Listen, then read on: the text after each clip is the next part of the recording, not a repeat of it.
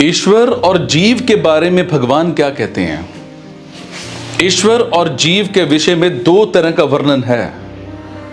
ईश्वर समुद्र है और जीव उसकी तरंग है, अर्थात तरंग समुद्र की है और जीव समुद्र है, और ईश्वर उसकी तरंग है अर्थात समुद्र तरंग का है। इन दोनों में तरंग समुद्र की है ऐसा मानना ही ठीक दिखता है। समुद्र तरंग का है ऐसा मानना ठीक नहीं दिखता, क्योंकि समुद्र अपेक्षाकृत नित्य है और तरंग अनित्य है।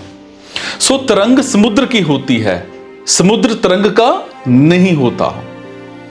अगर अपने को समुद्र और ईश्वर को तरंग माने तो इस मान्यता से अनर्थ होगा, क्योंकि ऐसा मानने से अभिमान पैदा हो जाएगा और अहम तो नित्य रहेगा और ईश्वर अनित्य हो जाएगा। कारण कि जीव में अनादिकाल से अहम का अभ्यास पड़ा हुआ है। सो जहां स्वरूप को अहम कहेंगे वहां वही अहम आएगा जो अनादिकाल से है, और उस अहम के मिटने से ही मुक्ति होती है। ये दोनों बातों के सिवाय तीसरी एक विलक्षण बात है कि जल तत्व में ना समुद्र है ना तरंग है, अर्थात वहां समुद्र और तरंग का भेद नहीं है। यही वास्तविक बात है। समुद्र और तरंग तो सापेक्ष हैं, पर जल तत्व निरपेक्ष है।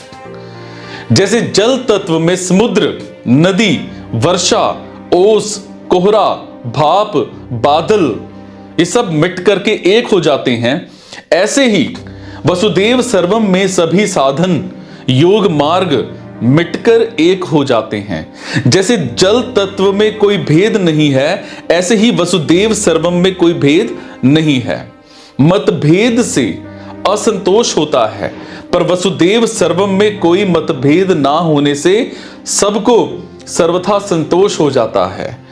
वसुदेव सर्वम में ना योगी है, ना ज्ञानी है, ना प्रेमी है, इसीलिए इसका अनुभव करने वाला महात्मा अत्यंत दुर्लभ है।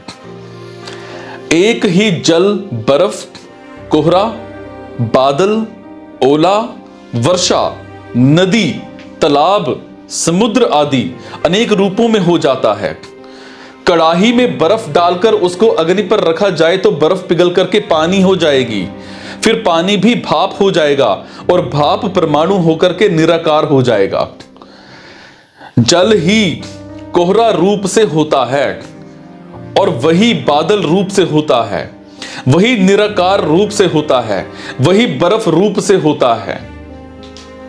अनेक रूप से होने पर भी तत्व से जल एक ही रहता है। इसी तरह से एक ही भगवान अनेक रूप से बन जाते हैं। जैसे जल ठंडक से जमकर बर्फ हो जाता है और गर्मी से पिघलकर और भाप बनकर परमाणु रूप हो जाता है, ऐसे ही अज्ञानी रूपी ठंडक से भगवान स्थूल और जड़ संसार रूप से दिखते हैं और ज्ञान रूपी अग्नि से सूक्ष्म और चेतन वसुदेव रूप दिखते हैं।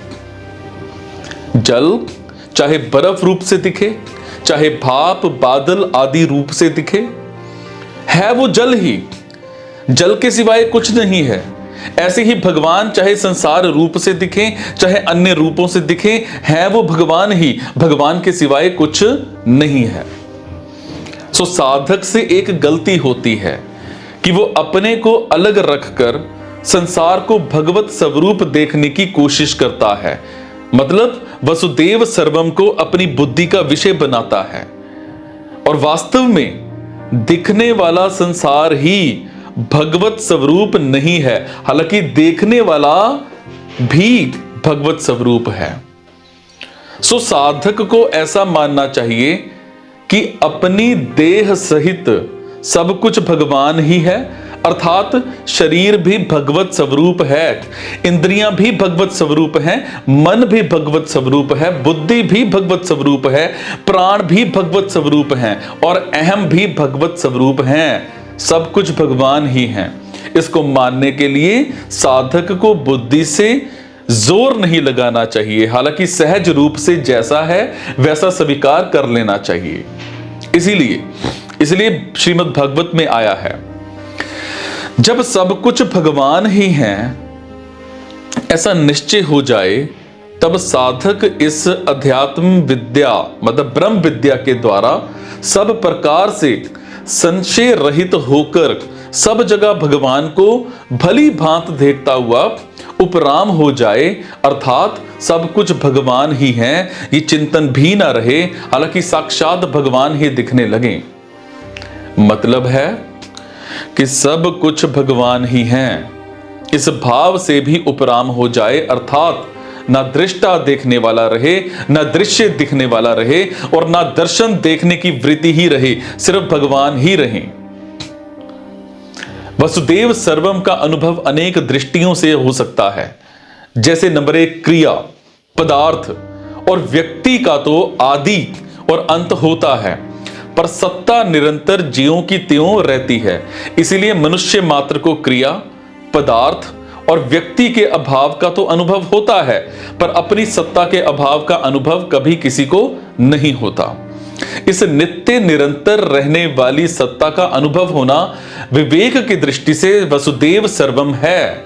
नंबर 2, सृष्टि से पहले भी केवल भगवान थे और पीछे भी केवल भगवान रहेंगे, फिर बीच में भगवान के सिवाय दूसरा कैसे आ सकता है?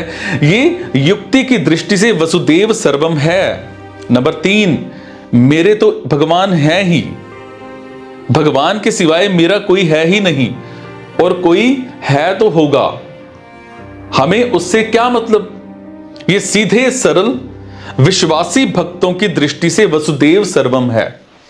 जैसे ब्रज में साधु कुएं पर किसी से बातें कर रहा था कि ब्रह्म ऐसा होता है, जीव ऐसा होता है, आदि आदि। वहां जल भरने के लिए आई एक गोपी ने बातें सुनी तो दूसरी गोपी ने पूछा, या दूसरी गोपी से पूछा, अरे वीर, ये ब्रह्म जीव आदि क्या होते हैं? तो वो गोपी बोली कि ये हमारे लाला ही हैं, ये लाला के ही कोई सगे संबंधी होंगे, तभी साधु लोग उनकी बात करते हैं, नहीं तो साधुओं को लाला के सिवाय औरों से क्या मतलब। नंबर 4, जिसके अंदर भगवत तत्व को जानने की व्याकुलता है, दिन में भूख नहीं लगती, रात में नींद नहीं आती, वो किसी संत से सुनकर, अर्थात या सुनकर अथवा पुस्तक में पढ़कर दृढ़ता पूर्वक मान लेता है कि सब कुछ भगवान ही है। भगवान कैसे हैं इसका तो पता नहीं, पर भगवान के सिवाय कुछ नहीं है। ये संत के वचनों पर विश्वास की दृष्टि से वसुदेव सर्वम है। सो संत वचन पर प्रत्यक्ष से भी बढ़कर विश्वास होने पर फिर वैसा ही दिखने लग जाता है, अर्थात अनुभव हो जाता है। दार्शनिक दृष्टि से विचार करें तो सत्ता एक ही हो सकती है, दो नहीं। श्रद्धा, विश्वास मतलब भक्ति, इनकी दृष्टि से देखें तो सब कुछ भगवान ही है, भगवान के सिवाय कुछ नहीं है। और भक्त की दृष्टि भगवान को छोड़कर दूसरी तरफ जाती ही नहीं, और भगवान के सिवाय दूसरा कोई उसकी दृष्टि में आता ही नहीं है।